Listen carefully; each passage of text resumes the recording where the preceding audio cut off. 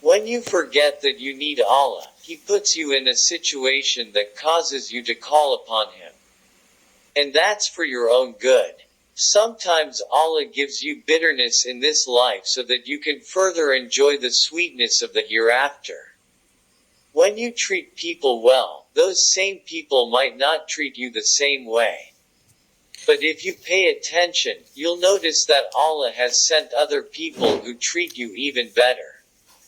What you see in other people is a reflection of yourself. A person of goodness sees goodness in others, and a person of evil sees evil in others. Sometimes the person that excites you most isn't necessarily going to make the best husband or wife. It takes a lot to see past the glamour and glitter when you're looking to get married and look for someone who's going to be a loving companion that will stand by your side no matter what and better you while also seeking to be bettered by you. If you complain that Allah is testing you too much, you're failing the test.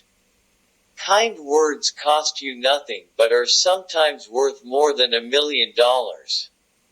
When people wear you out, spend some time in isolation with Allah and your relationship with Him will improve as well as with the people. Wake up knowing that Allah is greater than any obstacle you may face today. When you give, expect nothing from people and everything from Allah. Acting humble for people's praise is one of the most dangerous forms of riyah, showing off. Many sisters complain that people don't want to marry them unless they stop wearing hijab. No man is worth your hijab, and a real man wouldn't request you to take it off in the first place. Renew your intention every day, every time you pray, and every time you are about to do a good deed, or else shaitan will lead your heart and mind astray. Talk to Allah in your own language with your heart fully present. Allah doesn't need you to rhyme or speak Arabic. Allah will never disappoint the sincere caller. Even when you think He hasn't answered you, He plans in your favor. Positive thinking isn't ignoring life's problems, it's understanding that Allah can make a way out for you if you sincerely try. Never forget the favors done for you. Always forget the favors you've done for others. Love the people you think you'd want to be with in the hereafter. Your success does not depend on the failure of others. Allah is most merciful even when He sends us trials, for even His punishment is for our own good. Being unashamedly Muslim while excelling in whatever you do is of the greatest forms of dua. One thing I've always struggled with in life is loving people too much. It's painful when that love is not reciprocated. But one thing I always comfort myself with is the fact that Allah will always show greater love to those who love Him. Allah doesn't disappoint you, so keep your heart attached to Him.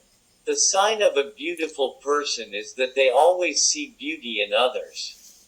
Sometimes you don't realize how special something is until you lose it.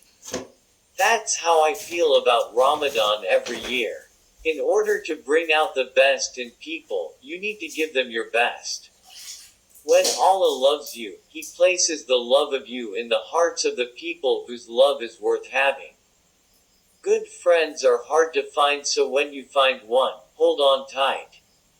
Your true friends don't shy away from keeping you in check because your well-being is more important to them than even your friendship, and they'd rather risk offending you than watch you harm yourself.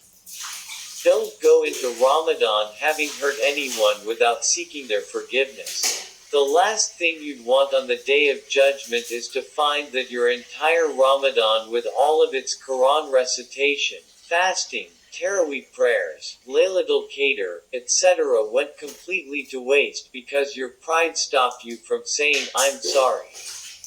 With that being said, I'm sorry if I've written, said, or done anything to offend you. Please find it in your heart to forgive and make dua that Allah grants me guidance and sincerity. If you're not doing it for Allah, then don't expect any help from Allah. I tell people this over and over again. Don't attach your faith to people. People will come and go. People will disappoint you. People will divulge dark secrets. People will turn out to be the opposite of what you thought. Allah is perfect. His messenger, peace be upon him, is a perfect example, and the religion is a perfect methodology. Attach yourself to the principles instead of the people.